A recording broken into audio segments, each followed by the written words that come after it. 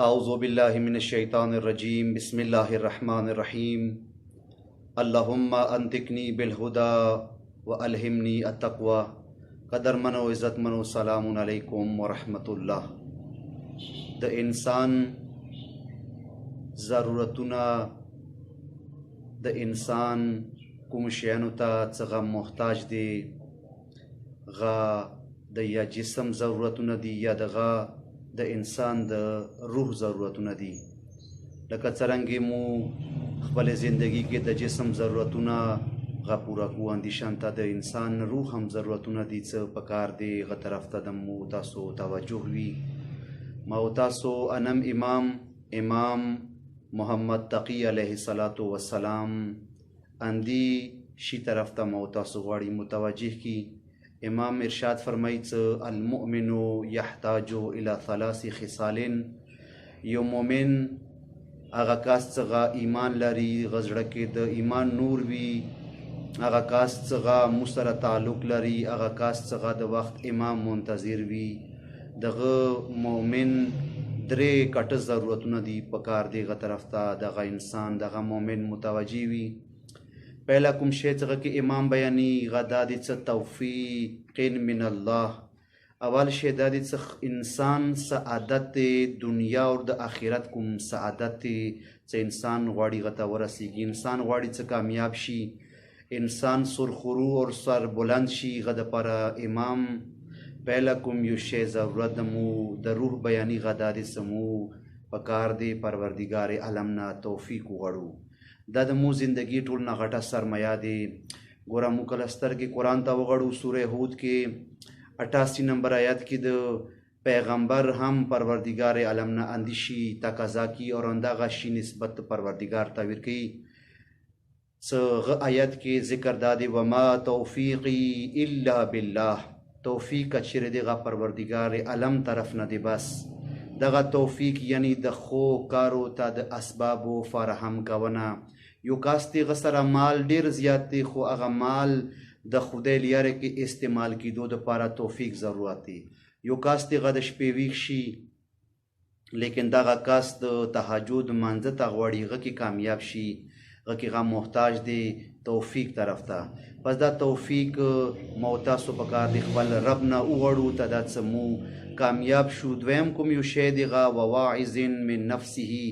غدا دي څه د انسان کوم درون دی نیا دی وجدان ضمیر زړه دغه پکار دی بیدار وي. واعظ د انسان یو نصیحت ورکوونکی د انسان وجود کې موجود وي څه غ نیا طرف نه غ نصیحت کی. دغه انسان محتاج دی څه پکار دی دغه د دې ضمیر مړ نشي. ګناه وجنه د انسان ضمیر مرده کیږي، د ضمیر اور د وجدان مارګ غ د انسان ګناه سره دی. کوم کس چې ته رسیده د کائنات کې غ رسیده د دانه څغه انسان دغه ضمیر نه زنده دی، دغه انسان کامیاب دی. مو تاسو هم پکار دی څه د سکار ونکو څه د مونیا کوم واعظ دی وجود کې کوم متنصیحت کی غت شي مردا شي. دریم کوم یو شی څه ټول مو تاسو خپل د دنیا او آخرت سعادت کې غ طرف ته محتاج یو. مو تاسو انم امام د ویڅ غ کوم یو شی دی غدا دي څه انسان پکار دی وقبول ممن ينصحه. دغه انسان څه کله دي ته چوک نصیحت وکي دا قبول کی. ډیر کټا اور سخت کوم غټ مشکل څخه مو معاشري جامع کې دادی غدا دي څه مو نن د چا خبره نه قبلو، مو د نن د چا خبره تغویګ نه اچو. کوم ته چوک د خبره خاروغه وکي نو مو بیا څه ویو څه د خپل کونځنه ور باندې عامل دی د خپل عمل نشته د خبره متویل کی. امام علی السلام وی څه چوک د نصیحت وکي غا قبول کا. ګوره دغه د کائنات کې مسترګې وغړو چوک څه کامیاب شوی دی، چوک څه کمال ته رسیدي دی. دغه صفت دا دی څغه خبره قبوله کړې دی، غویګ اچولی دی. زمکه که چیرې غ سرسبز کیږي که چیرې غ شنه کیږي غدا دی څه کله غ کې ته دانه کله زمیدار غ کې کله وکري غنم جیوار نو غ قابلی. که چیرې زمکه کم شنه دی سرسبز دی دغه علت دا دی څه کله باران وشي دغه اوبه غ قابلی.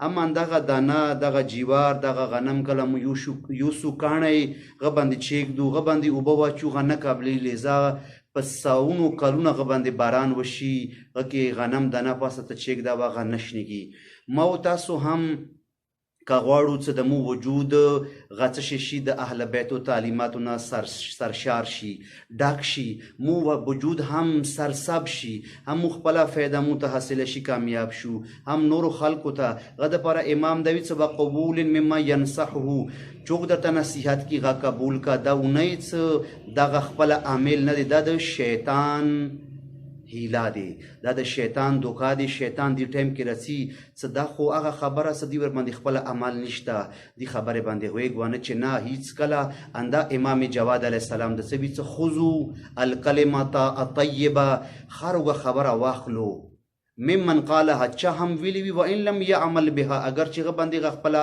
عمل نکی مو کې پکار دي د خور صفات وی قیامت ورځ باندې به کافران دا جمله کی سوا یا لیتنی كنت ترابا ای کاش مو خاورې وي څه مطلب دی کاش مو خاورې وي چونکه خاورې کې د قابلیدو صفات موجود دي خاورې قابلی مو تاسو هم پکار دي دا صفات خپل وجود کې پیدا کو د اردر صفاتونه خپل مانځو کې رابط لري څوره پورې انسان سره توفیق نوي د پروردگار غا هیڅ ته نشي رسیدلې توفیق ملو شي د انسان وجود کې پکار دی یو واعظ وي یو نصیحت کوونکی وي څنګه بار ولا خبره دیغه قبول کی دغه واعظ انسان دغه آلی د دې وجود کې د بلچا نصیحت څخه دریمه جمله د امام دي تاسو د نورو نصیحت قبول کو آلی اثر چی څکله مو وجود کې واعظ موجود وي سوال کو پروردگارا متا توفیق الہی اور موتا وجود کې نیا واعظ اور موتا هغه کسان چې چوک نصیحت کې باندې عمل کوي توفیق عنایت کې والسلام علیکم ورحمت الله وبرکاتہ.